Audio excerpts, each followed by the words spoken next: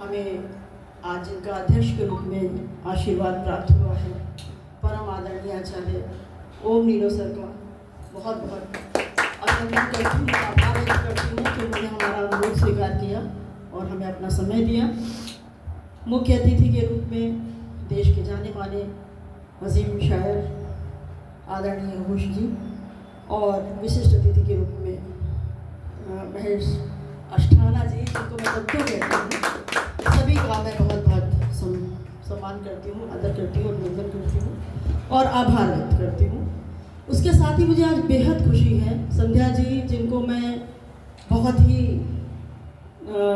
मन से, बहुत ही रुचि से, बहुत ही हृदय से पढ़ा करती हूँ और जो मेरी बहुत प्रिय सखी भी हैं, आज हम उनका सम्मान करके स्वयं ये संस्था सम्मानित होने जा रही है। तीनों ही हस्तियाँ जिनको आज हमें सम्मानित करना है, ये हमारे लिए बहुत ही गौरव की, बहुत ही प्रसन्नता की बात है कि हमको आज उनको सम्मानित करने का अवसर मिल रहा है। चाहे वो जितेंद्र भाई हों, जितेंद्र जी जितने विनम्र हैं उतने,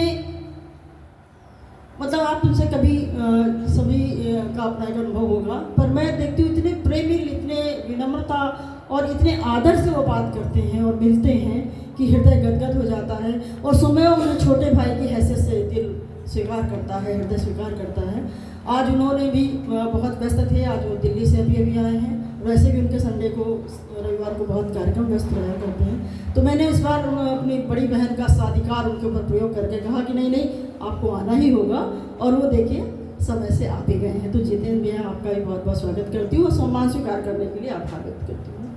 और अभिदा तो कहते हैं ना कि कुछ खुशियाँ आपको अपने आप ही सरे राह चलते चलते मिल जाती हैं। उसी तरीके से अभिदा जो है मूलतः इस समय दिल्ली में रहते हैं, लेकिन वो चूँकि इस समय यहाँ पे आ रहे थे, कल ही आए हैं और उनका यहाँ पे रहना था, तो बात हुई उनसे, तो ये हुआ कि नहीं नहीं उन्हें बुलाना है तो हम सम्मानित भी करेंगे, ताकि वो थोड़ी देर हमारे साथ बैठें और हम और हमारी संस्था एक गौरव महसूस करें उनको सम्मानित करके। बहुत बहुत आपका स्वागत करती हूँ। और आप जो सब आए हैं वो तो अति विशिष्ट हैं। मेरे और दीक्षित जी के एक अनुरोध पर सारे लोग आ जाते हैं, ये हमारे लिए बहुत ही बड़े गौरव की बात है, बहुत प्रसन्नता की बात है। हम इस संस्था में हमारे उपाध्यक्ष आदरणीय श्री हरि मोहन वाजपेयी जी, माधव जी जिनको हम सब कहते हैं प्रेम से, और जो बहुत ही ज़्यादा समर्पित हैं हमारी संस्था के प्रति। और मैं कुछ इनके बहुत खास काम होते हैं जो उनके, आपको पता ही है कि वो रेखाओं में ऐसी ऐसी बातें कह जाते हैं कि जिनको मतलब लोग बोली से भी स्पष्ट नहीं कर पाते, जो रेखाओं से कर देते हैं और हृदय तक उनकी बात पहुंचती है इतने।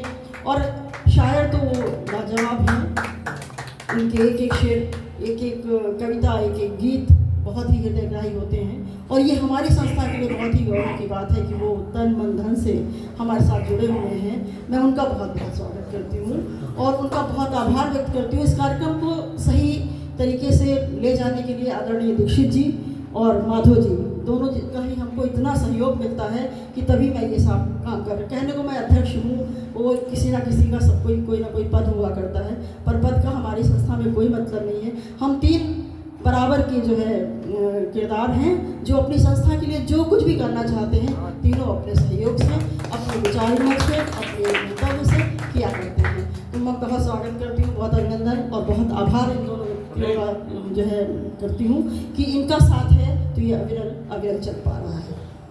और अविरल संस्थान की जब मैंने जो है मैंने विचार किया अपने बच्चों के साथ बैठ करके, तो मेरा साहित्यिक प्रति प्रेम देख करके उन्होंने कहा कि मम्मा आप एक संस्था भी बना लीजिए, उसके साथ काम करिए, आगे चल करके जब आप सेवानिवृत्त हो जाएंगे तो आपको कार्य करने में थोड़ा आसानी रहेगी।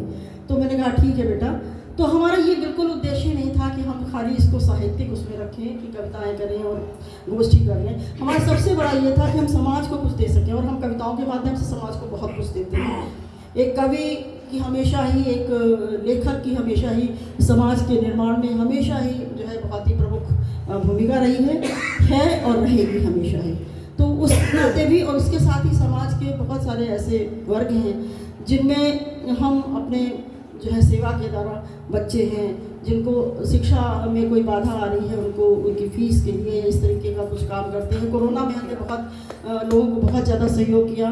मैंने अपने गाँव वालियों से बोल दिया था कि कहीं भी किसी भी के घर में अगर आपको ऐसा लगे कि दवाओं की ज़रूरत है, या उनके घर का चूल्हा नहीं चल रहा है, या उनके यहाँ खाने की दिक्कत है, या उनको किसी भी तरीके की दिक्कत है, हमें ज़रूर बताना।